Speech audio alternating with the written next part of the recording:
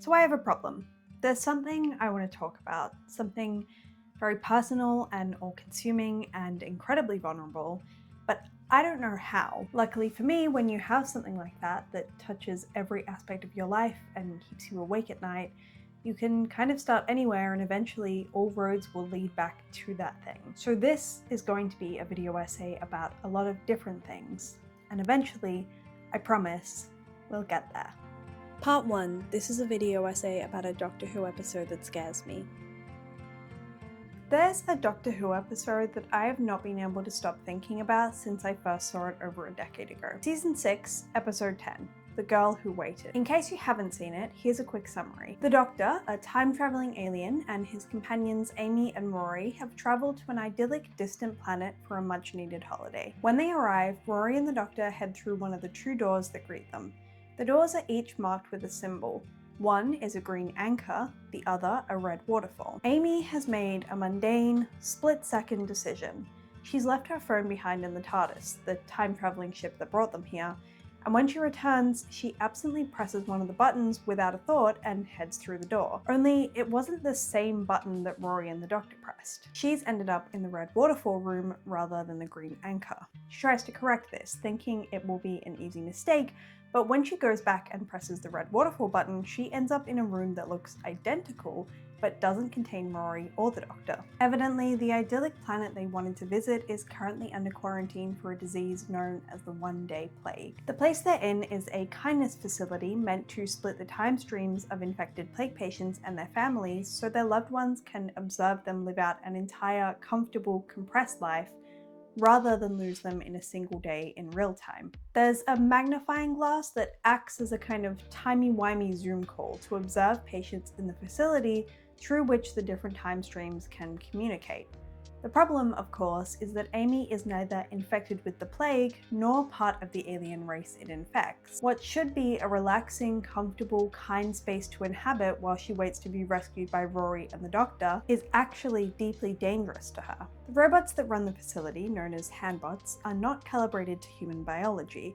If they give her the standard dose of medication automated for all patients, she will die. The split timelines, Amy's massively sped up compared to regular time, make the times between magnifying glass communication very long for Amy. And when the Doctor flies the TARDIS directly into Amy's time stream, they realize she's been waiting far, far longer than they hoped. She's aged dramatically, having spent 36 years completely alone in the facility, constantly evading the handbots and gradually losing hope of ever being rescued. She's bitter, angry, traumatized, and deeply independent. When the Doctor proposes his plan to merge the 2 points of the timelines, Amy intuits that this will effectively erase this version of herself and the last 36 years of her existence. She refuses, feeling no loyalty to a past version of herself she hardly remembers and cannot relate to. Instead, she puts forth her own idea, that she leaves with them now, knowing philosophically that this will mean condemning the younger version of herself to isolation, but actively choosing to keep who she is now. It's not until she has a conversation with her younger self, a conversation which she remembers having, that she lets go of some of the resentment she has for younger Amy and agrees to try and rescue her, on one condition: that the Doctor allows both of them to travel in the TARDIS as 2 separate individuals. The Doctor agrees, but reluctantly. It's a paradox, obviously, a very significant one. 2 versions of the same person from 2 time streams existing in perpetuity. When pushed, he says that with a lot of effort the TARDIS could sustain the paradox, and they go ahead with the plan. Doctor Who's darkest episodes work because they're standalone. They're these little narratives placed randomly in the season that take you on this wild, eldritch, or existential ride, and then at the end you just have to be like, well, that was messed up, and move on with the rest of the season. Episodes like The Satan Pit, Midnight, and 73 Yards bring a sort of yin-yang to the more frivolous and camp episodes like Space Babies or Aliens of London. The Girl Who Waited falls into the former category. It is absolutely gut-wrenching. Older Amy was doomed by the narrative. We know, watching, that there's no way she will be able to exist past this episode. We know what fate awaits her, and we watch it play out exactly how you'd expect. The betrayal, the desperation, the quiet acceptance of her impending non-existence. Part 2. This is a response video. Response videos used to be very popular in the early days of YouTube, before being earnest was seen as cringe. YouTube actually removed the video response feature before I even had access to the internet, so I don't have any personal memories of a formalized version of response videos. But I do remember seeing a lot of people upload videos labeled as response videos. I think that with the way the internet is today, we tend to think of response videos as being negative in some way. Like you would only respond with an in-depth video if you had a critique of the original. But response videos also used to be about building on videos you loved. They were a way to keep ideas in motion. They could be frivolous and fun, but they could also be testimonies to how much the previous video meant to you, a way to credit the place a new idea sparked. This Is Not a Video Essay by The Leftist Cooks is a video that, not to be dramatic, kind of changed my life. If you haven't seen it yet, I definitely recommend just experiencing it rather than listening to me try to explain it, but essentially, it's an artistic attempt to explore the outer limits of what counts as a thesis statement in the medium of video essays. They do this by intentionally setting out without any kind of thesis statement, exploring all sorts of topics, the personal, the political, and the artistic, without an ulterior motive, to see what emerges. When I first watched This Is Not a Video Essay, I felt emotions I hadn't been able to access for months. When someone you love is ill and you are living in constant emotional, social, and financial crisis, numbness becomes second nature. When Sarah revealed her lived experience with losing a partner to illness, I broke down. And I want to talk about the specifics of why, but I'm having trouble finding the words. So the reason I titled this section, This Is a Response Video, is because I'm kind of trying to do the inverse of what Neely and Sarah were doing with their video. I'm hoping that if I go in with a really specific thing I want to talk about, and I wrap it up in things that feel easier, I will eventually be able to get there. I'm hoping that relentless structure will mean I find the words, which brings us to the next section. Part 3, this is a bait and switch. A midpoint is a literary technique that writers use to keep Act 2 of their story interesting. It's a point of no return in which everything changes. It's the moment everything the characters and audience thought they knew is pulled out from under them. No One Is Talking About This is a book by Patricia Lockwood about what happens when you experience the midpoint in real time. The first half of the book is a series of fleeting thoughts and observations that an extremely online character has as she scrolls endlessly through the internet. Everything is veiled in direct metaphors. Twitter is the portal, Trump is the dictator. The portal is exciting, it's boring. It's everything and nothing. When you read the first half of this book, you feel what it's like to scroll through a late 2010s Twitter timeline as a real human being caught up in the hyper online. The portal's favourite stories now were about interracial friends who met playing Scrabble and eventually invited each other to Thanksgiving dinner. One of them must be very old enough to be on the wrong side of the civil rights movement, and one of them must be very young enough that their face was like a fresh light bulb. They must encounter each other's traditional dishes with an equal amount of surprise and familiarity. They must take pictures of themselves sitting down at the feather-flock table, and most important, they must do it again next year. We reveled in these stories, which were not untrue, but there was some untruth in the degree to which they comforted us. And then, abruptly, the second half of the book arrives and everything changes. Something from the character's real life snaps her out of her digital haze. There's something going on with her sister's pregnancy. Suddenly, her digital outrage and detached internet irony can't help her. Suddenly, her sister's life is under threat. Dread rose in their hearts upon hearing the worst 7 words in the English language. There was a new law in Ohio.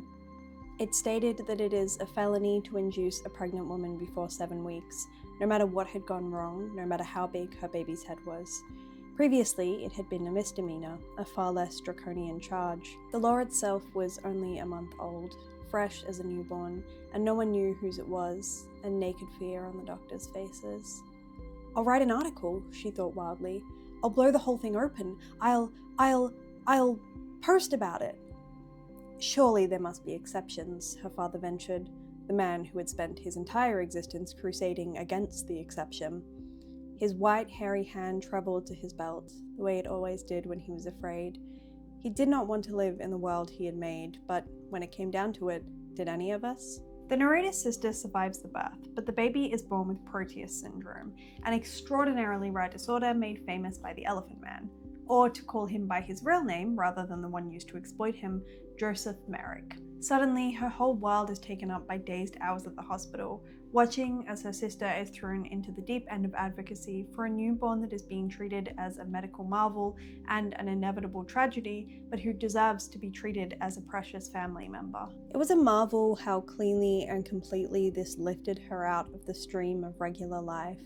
She was a gleaming, sterilized instrument, flashing out at precise moment of emergency. She chugged hot hospital coffee and then went, "Ah!" like George Clooney on ER, like she was off to go slice out the tumor that had lately been pressing on the world's optic nerve.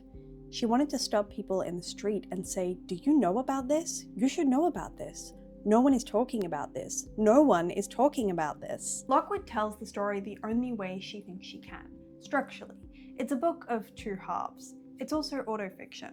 The story is a thinly veiled telling of a real experience that Lockwood had. The first time I read No One Is Talking About This, I was genuinely touched by it, but I hadn't yet had my own real life midpoint. I hadn't yet experienced just how crushingly lonely it is to snap out of a hypothetical world and into a bubble existence where you're watching a person you love go through something so indescribably, overwhelmingly world-ending that it feels as if you're frozen in time. I suppose now is as good a time as any to tell you why we're really here, to have a midpoint of my own.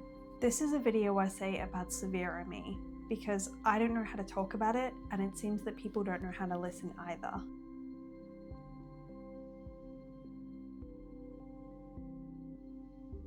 In 2021, my partner got sick. Really, really sick. We have this script in our minds of how that goes, a loved one becoming ill. It's not pretty, but it still follows a sort of logic. The onset of ME doesn't follow that script. You don't get sat down with some test results and told in one earth-shattering revelation that your life is about to change. There isn't a clear line in the sand of before you were told the news and after.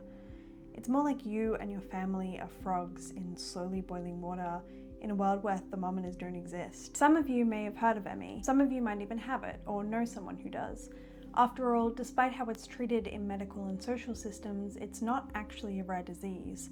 It's frighteningly common. ME stands for Myalgic Encephalomyelitis. It's officially and medically known as ME-CFS, and the CFS stands for chronic fatigue syndrome. I am making a conscious choice to refer to the disease as ME for frankly quite complex political and personal reasons that are beyond the scope of this video, but suffice to say that the name chronic fatigue syndrome frequently causes confusion. Chronic fatigue is a symptom. A huge number of diseases with very little in common share the symptom of chronic fatigue, but ME is an incredibly complex neurological disease that affects every single system in the body, including the nervous system, the digestive system, and the immune system. You may also have heard of the overlap between Long Covid and ME.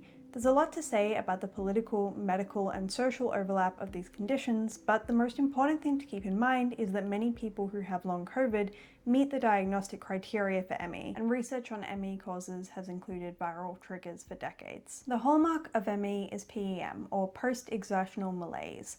A lot of ME advocates argue that post-exertional neuroimmune exhaustion is a more accurate term, and I would be inclined to agree, but for the sake of referencing existing literature, I'm going to refer to it as PEM in this video. PEM is the worsening of existing symptoms and the loss of energy following exertion. The onset of PEM is usually delayed, sometimes days after the actual trigger has occurred. There are some scientific theories as to why this delay occurs, but in practical terms, it makes management very difficult for sufferers. Importantly, the severity of symptom exacerbation is out of proportion to the intensity and duration of the trigger. An unfortunate practical reality of a disease with such a wide severity spectrum is that those most severely affected by PEM have been excluded from much of the limited research that has been done on ME. It's near impossible to conduct traditional research projects with a population so vulnerable, immovable, and physically isolated. And so despite PEM being the defining feature of the disease, it isn't emphasized nearly enough, because the horrific implications of PEM only come into full focus at the severe end of the spectrum. And if you're having trouble understanding what the implication of extreme exertion intolerance may be, just think for a second about energy as a concept. And I don't mean energy like woo-woo, we're all connected energy. I mean cellular energy. Every single thing we do as human beings uses cellular energy. Even automatic functions like digestion, even thinking. processing light and human touch, having emotions. Think about what your life would look like if you only had 50% of your current cellular energy levels. What kind of heart-wrenching choices might you have to make? What about even lower? 25%. What about 2%? Can you even begin to conceptualize what that might look like? ME isn't a fatal disease in and of itself. Chronic fatigue as a symptom isn't dangerous in and of itself either, just debilitating. But when you add PEM into the mix, things can get dangerous. What happens when you don't have enough energy to swallow food anymore? Who can you turn to when your disease has no standard treatments, no hospitalization protocols, and most of the medical staff you encounter have never had any formal training on it, when many of them have never heard of ME, or worse, have heard of it but don't believe it to be a physical illness? What happens when you have a disease in which early diagnosis and management could prevent you from sliding down severity categories, but diagnostic delay is so rife that it's essentially the standard? The most severely ill ME patients live in completely dark rooms, unable to speak at all, unable to tolerate any noise or other sensory input. They're not in comas, which is something that people often assume when encountering the concept of profoundly severe ME for the first time. They're acutely aware of their day-to-day suffering. They often live in constant pain, and many need to be tube-fed their meals. And ME isn't a terminal illness. It's not like these patients have access to palliative care that eases their short-term suffering. Many exist this way for years or even decades, trying desperately to maintain whatever minuscule energy envelope they have left in order to stay alive.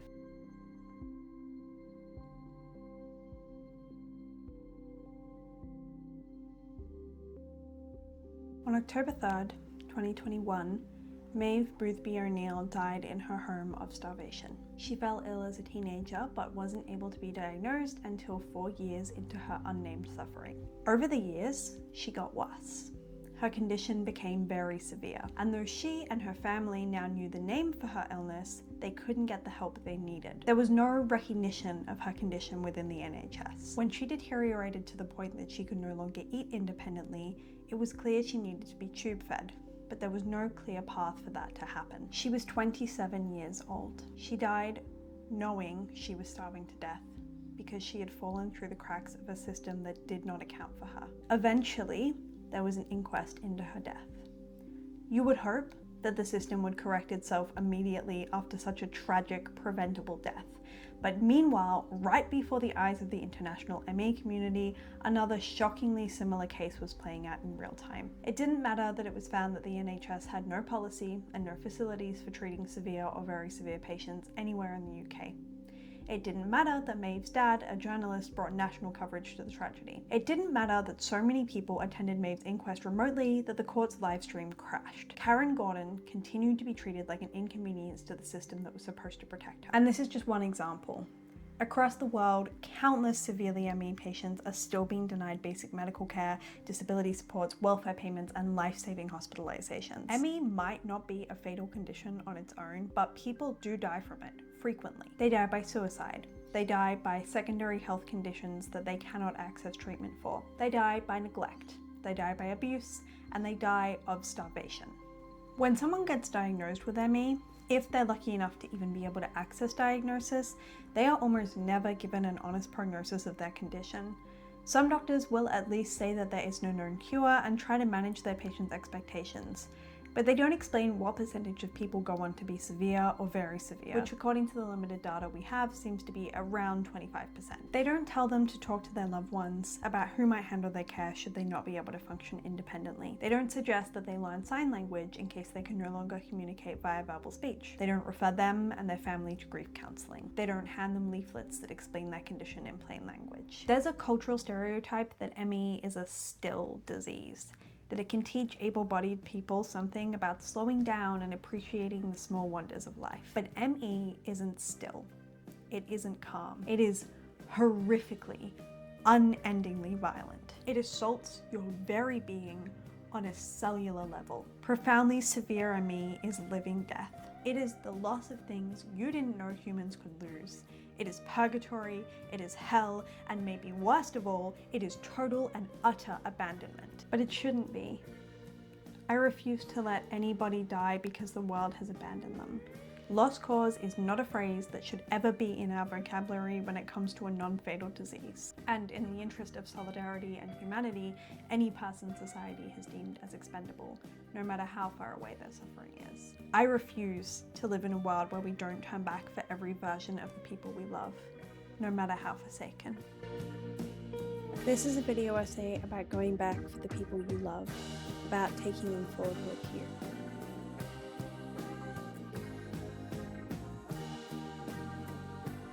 There's a few different lenses that you could view the episode Amy's Choice through.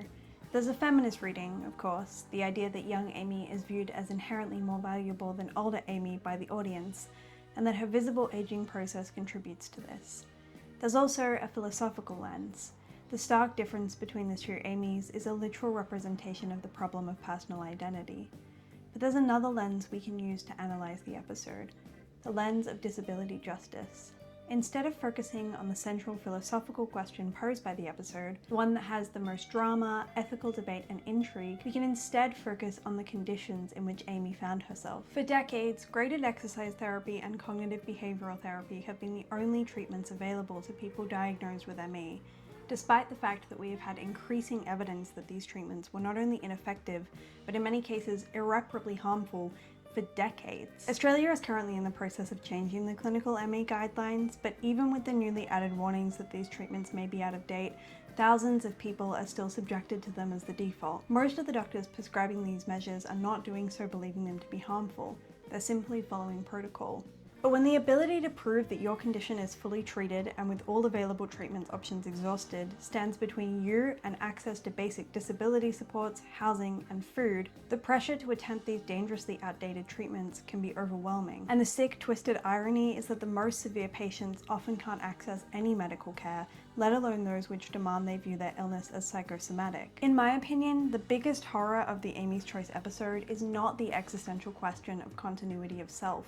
It is endless automation. It is your one precious chance at life spent constantly evading that which is harm disguised as kindness and having no one to share your fight. It is the horror of a red waterfall and green anchor that bear no words, no warnings, and no explanations. It's having to figure out how to deactivate the handbots by trial and error instead of being told. It's the loneliness of existing without connection to other patients. In so many ways, Amy's experience in the kindness facility is analogous to having a profoundly under-researched chronic illness in a health system that does not account for your existence. So often, disabled and chronically ill people oppose thought experiments about cures and prevention. If you could go back in time and change one thing before your illness or accident, what would it be? How many treatments would you be willing to try to get better? What would you be doing now if you never got sick? I wish that people spent less time in this make-believe land of paradoxes, time travel, and hypotheticals, and more time asking, what do people need now? Who are the people falling through the cracks? How can we increase their access to basic healthcare? How can we improve their quality of life? How can we ease their suffering and prevent their untimely deaths? Why is no one talking about this? Except they are. People always are. Anytime there is systemic suffering, people are talking about it. The question is, are we willing to listen? I live in fear every day that the person I love, my life partner, might have secondary complications that require them to go to hospital. I know for a fact that my local hospital doesn't have the protocols for adequately dealing with severe ME patients because I've heard firsthand from someone who had to fight tooth and nail to keep the person they care for from being treated as psychosomatic. I live in fear that the cops could be called on me, something that has happened to many ME caregivers because of the profound stigma and mistrust surrounding this disease. I am afraid of the fact that if anything happened to me, there are no specialised care homes or group homes or hospitals anywhere in the country to take over care. I live in fear that my partner could be involuntarily committed. That like so many people at the severe end of this condition, their illness could be mistaken for an eating disorder and they might be subjected to horrific contraindicative treatments. I'm terrified that our home could be sold out from under us at the end of the next lease. And I am dreading what damage might be permanently done if we have to move. I'm scared that we won't even be able to access the patient transport we need for that to be physically possible. I'm scared that they might go decades trapped in a single room without ever going outside, and at the end of all of that, there still might not be any effective treatments. And all the fear and survival mode in the world can't block out all of the grief that's also here. constantly rolling under the surface, threatening to overwhelm me. When I say ME is stigmatized, I don't think most people outside this community really comprehend just how true that is. It's gotten to the point where unless it's strictly medically necessary, I don't like disclosing my partner's diagnosis when I'm explaining our situation to new people or providers. Because if I focus on the symptoms and the lack of quality of life rather than trying to explain the disease itself, I get a more empathetic response. But even then, I always see the disbelief on people's faces. I have a friend who describes this illness group, ME, Long Covid, POTS, as lacking schemas in people's minds. The idea that some patients could be so sick that they are permanently housebound or bedbound just doesn't compute in our cultural consciousness. Because if they're that sick, if their quality of life is that bad, why aren't they in hospital? How come they aren't dying? Surely a nursing home would be better. Wouldn't that mean they're in palliative care? How could a young, healthy person with their whole life ahead of them go from an active participant in their community to locked away suffering behind closed doors in a matter of months? And if that's the case, why are their blood tests coming back normal? But being bedbound for extended periods of time is a lived reality for ME patients. I know someone whose son's feet haven't touched the floor since 2020. I've talked to people who have been housebound for longer than I've been alive. But instead of concluding that something should be done about this, that they should step up on behalf of the sufferers and their carers to contact MPs, to protest, to organize food drives, so many people in our communities, often even friends and family, meet ME sufferers and carers with a level of disbelief. I don't want to talk about this. So many people I know facing this disease are deeply traumatized from years of systemic injustice, medical gaslighting, diagnostic delay, poverty and housing issues, relationship breakdowns, abuse or neglect. The most severe patients are so incredibly, indescribably vulnerable that I feel a sense of protectiveness about their lives and their stories and a fear about their ability to consent to having their lived realities broadcast to the world. But nothing is changing. And I certainly can't go to the protests or organize the food drives because I'm busy trying to keep the person I love alive. We are constantly on the brink of disaster. I talked earlier about how I was inspired to make this by the leftist cooks This Is Not a Video essay. I can't pretend to know what it's like to be widowed. My experience is not a one-to-one with what Sarah described, but what I do recognize is the desperation. When I talk to people who have experienced spousal bereavement, I hear my own desperation mirrored back at me. Bereaved people would do anything to bring back their person. The person I love is still alive, but society treats them as if they were gone. As if their level of suffering and total disability means that they should be locked away and forgotten about. This essay, like the one I admire, is supposed to have two voices. I started drafting it literally years ago, hoping against hope that my partner would be able to contribute by the time it was done. But they can't. Their voice should be here. They want to be here.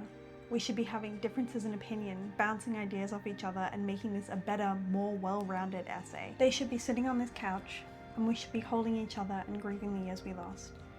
But they're in our bedroom right now, where they've been for years, fighting harder than I thought was possible, staying alive like they promised me they would, and refusing to give in a system that suggests they should just give up. So this is a video essay, but really it's a call to action.